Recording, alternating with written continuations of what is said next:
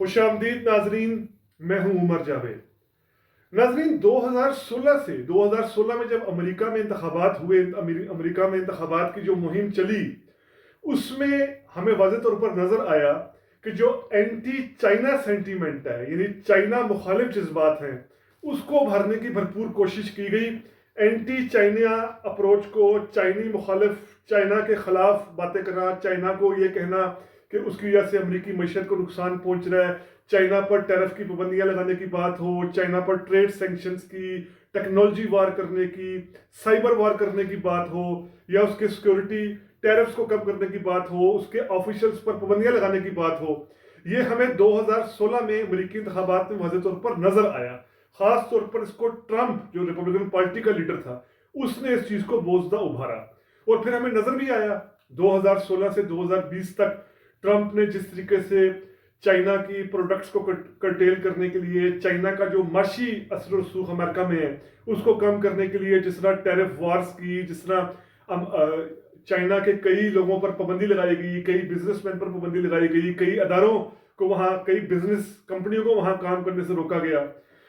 2020 میں جب الیکشن ہوئے اور بائیڈن کے آنے کا امکان تھا، بائیڈن نے انتخابات میں اس طریقے سے تو اینٹی چائنیز جذبات کو نہیں ابھارا، لیکن اب ہم دیکھتے ہیں بائیڈن جب کہ اقتدار میں آئے ہیں 2021 سے لے کر اب 2023 میں ہم داخل ہو چکے ہیں، 2023 کے جنوری کے وسط سے بھی بلکہ ہم آگے نکل چکے ہیں،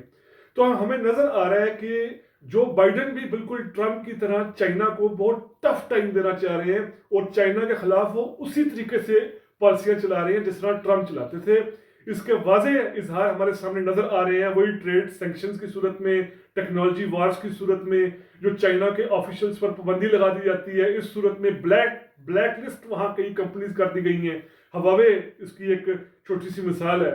اور یہ کہ جو بائیڈن جس طرح کے قوانین متعارف کروا رہے ہیں، جیسے ابھی چپس اینڈ سائنس ایکٹ 2022 کا قانون ہے، یا انوویشن اینڈ کمپٹیشن ایکٹ ہے 2021 کا، ان قوانین کے، ان جو ایکٹس ہیں، ان پر 50 ارب روپے سے زیادہ کا پیسہ لگایا گیا ہے۔ 50 ارب ڈالر سے زیادہ پیسے لگانے کا مقصد یہ ہے کہ چائنا کی جو کمپنیز ہیں، چائنا کی جو ٹریڈ ہے،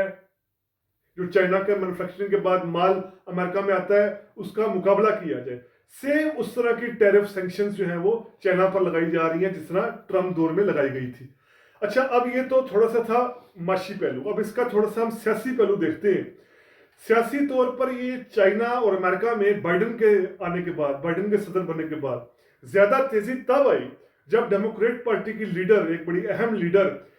نینسی پیلوسی، انہوں نے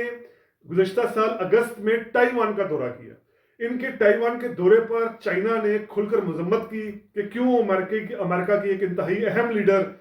تائیوان کا دورہ کر رہی ہیں، اور تائیوان کا دورہ کر کے پھر نینسی پیلوسی کی طرف سے یہ بیانات بھی آئے کہ جمہوریت کا، ہم جمہوری، تائیوان ایک جمہوری ملک ہے اور جمہوری اقدار کی پاسداری ہونی چاہیے، چونکہ امریکہ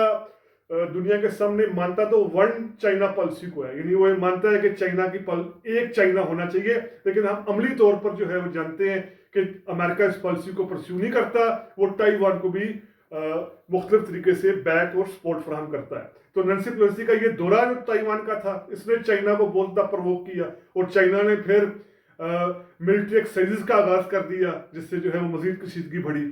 اور اس کے ساتھ ساتھ بائیڈن نے اسی طریقے سے جو چائنا اور جو پیسفک سی ہے، پیسفک کا علاقہ ہے، اس کے ارد گرد کے ممالک ہیں، ان کو اپنے ساتھ ملا کر، جیسے ان میں اگر ہم کہیں کہ جو آسٹریلیا ہے، نیوزی لینڈ ہے، جاپان ہے، ایسے ملکوں کو اپنے ساتھ ملا کر چائنا کا اثر و رسوخ کم کرنے کی کوشش کی۔ ان ممالک میں، جیسے میں آپ کو ایک ایگزامپل دیتا ہوں، چائنا نے جو ون بیلٹ روڈ انیشیٹو کا آغاز کیا، جو چائنا کے پریزیڈنٹ ہیں شی جی پنگ، اس کے مقابلے میں امریکہ نے ایک گلوبل انفراسٹرکچر کا ایک پروگرام شروع کیا، $200 بلین، یعنی $200 ارب سے زیادہ کا یہ پروگرام تھا۔ وہ پروگرام کیا ہے؟ اس پروگرام کے تحت جو ایسے ممالک ہیں چائنا کے، جو پیسفک چائنا سی کے گرد چھوٹے ممالک ہیں، ان کو اپنے کنٹرول میں رکھا جائے، اپنے حصار میں رکھا جائے، اور واضح طور پر چائنا کو ایک کمپٹیشن دیا جائے۔ چائنا کو اس میں، ان ممالک کو امریکہ بلو پیسفک کی کیٹیگری میں قرار دے رہا ہے، یعنی مکمل طور پر ہمیں نظر آ رہا ہے ایسے جیسے دنیا دوبارہ جو ہے وہ ایک کولڈ وار کے ایرا میں داخل ہو رہی ہے، کیونکہ پہلے یہ سمجھا جا رہا تھا، جو بائیڈن کے اقتدار میں آنے سے پہلے یہ سمجھا جا رہا تھا کہ ٹرمپ چونکہ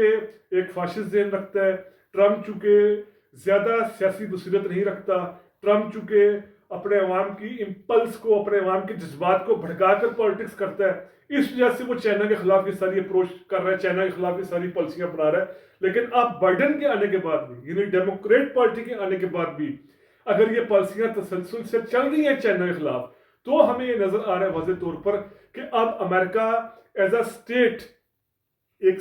سپر پاور کے طور پر چائنا کو کرٹیل کرنے کی طرف آ گیا ہے، چائنا کو کرٹیل کر رہا ہے۔ اور ہمیں یہ بھی ہمارے علم میں یہ بات بھی ہونی چاہیے کہ اس چائنا کو کرٹیل کرنے کے لیے ہی ہمارے خطے میں بھی جس طریقے سے امریکہ انڈیا کو سپورٹ کر رہا ہے، انڈیا کو بیک کرتا ہے، تو واضح طور پر یہ ہے کہ مستقبل میں چائنا کا رستہ روکنے کے لیے، مستقبل میں چائنا کا اثر و رسوخ کو کنٹرول کرنے کے لیے انڈیا کو استعمال کیا جائے گا۔ اور ساتھ جو یہ ممالک ہیں، Japan, Australia, New Zealand, Philippine, Thailand, ایسے ممالک جو ارد گرد چائنا کے، پیسفک چائنا کے، ساؤتھ سی چائنا کے ہیں، ان کو بھی چائنا کے خلاف استعمال کیا جائے گا۔ تو اب واضح طور پر ہمیں یہ جنگ ہوتی نظر آ رہی ہے، اس میں پلڑا کس کا بھاری ہے تو ظاہری بات ہے ابھی تو ہم کہیں گے تو ٹیکنالوجی کے اعتبار سے، اسلحہ سازی کی ہم بات کریں، فوج کی ہم بات کریں، ملٹری آپریٹرز کی ہم بات کریں، تو اس میں تو یو ایس کا پلڑا بھاری ہے۔ لیکن لانگ ٹرم لیول پر ہمیں یہ دکھائی دے رہا ہے کہ جس طرح چائنا اپنا اثر و رسوخ اب صرف اپنے خطے کے ارد گرد کے ممالک میں نہیں بلکہ اپنی ہسٹری میں پہلی دفعہ، اپنی جو چائنا جیسے ملک کی 5000 سالہ تاریخ ہے، اس میں پہلی مرتبہ وہ اپنے اس اثر و رسوخ کے ساتھ افریقہ جیسے کانٹیننٹ میں بھی داخل ہو رہا ہے، لیٹن امریکہ کے کانٹیننٹ میں بھی داخل ہو رہا ہے، خود نارتھ امریکہ کے اندر بھی پینیٹریشن کرنے کی کوشش کر رہا ہے۔ اب اس کا اثر و رسوخ اس حد تک بڑھ رہا ہے،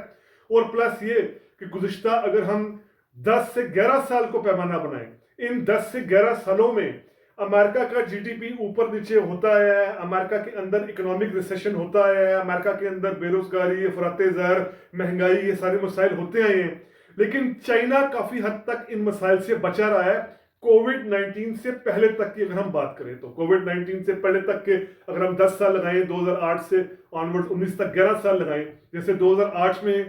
امریکہ کو بہت بڑے اکنامک ریسیشن کا سامنا کرنا پڑ گیا تھا، بہت بڑے معاشی بحران کا سامنا کرنا پڑا تھا، بڑے لیول پر امریکہ کے